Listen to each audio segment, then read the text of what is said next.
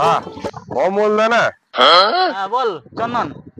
কি করছো বলো? আজকে একটা কেস হয়েছে জানো, তোমাকে বলি তাহলে।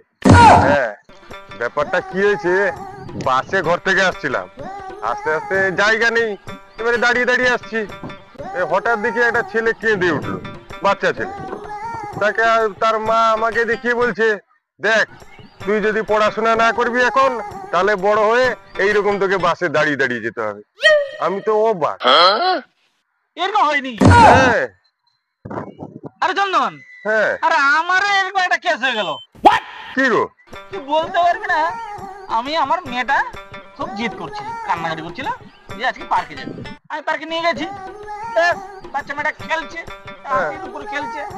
আমি তার কি করছি, একটা চেয়ারে বসে আছি, পেছন থেকে দুটো একটা ছেলে মেয়ে এসে পিছনে বসে বলছে এ পৃথিবী তোমার আমার।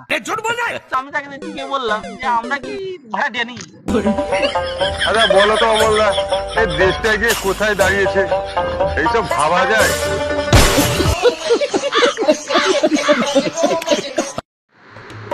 না, নেশাটা কেটে গেল মনে হয় রে, আবার মদ খেতে হবে, কাকে একটা ধরি।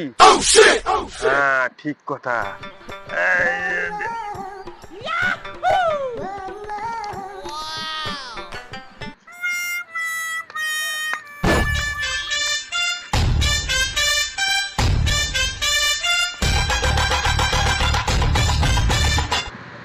হ্যালো, শরীরটা খুব অসুস্থ, জ্বর আছি ভাই, যদি বসে আছি। চলো বিকালে আজকে ঘুরতে যাবো, জোর মদ খাবো। মদ খাবো? তুই তোমার কাই গাইলু, তোর বউ খুঁজে খুঁজে নেই পাগলা হয়ে গেলেন। তাহলে আমি একটু রোদ জোর আসছে গায়ে, ঘরে বউকে ফোন করছি বিকালে ডাক্তারে যাবা, আর তুই যাবো দীঘায় মদ খাইতে। আরে ডাক্তারকে কইয়া দিব যে আজকে তুমি অসুস্থ, ডাক্তারের কাছে যাইতে পারবো নি, কালকে যাবো। আজকে চলো চলো চলো। আমি ডাক্তারে গইবা আমি অসুস্থ, কিন্তু এখন মদ খাই লোড একবারে।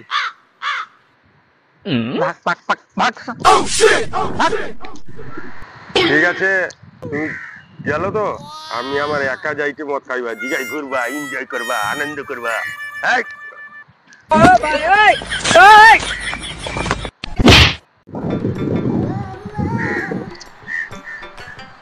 আবার কি হলো রে?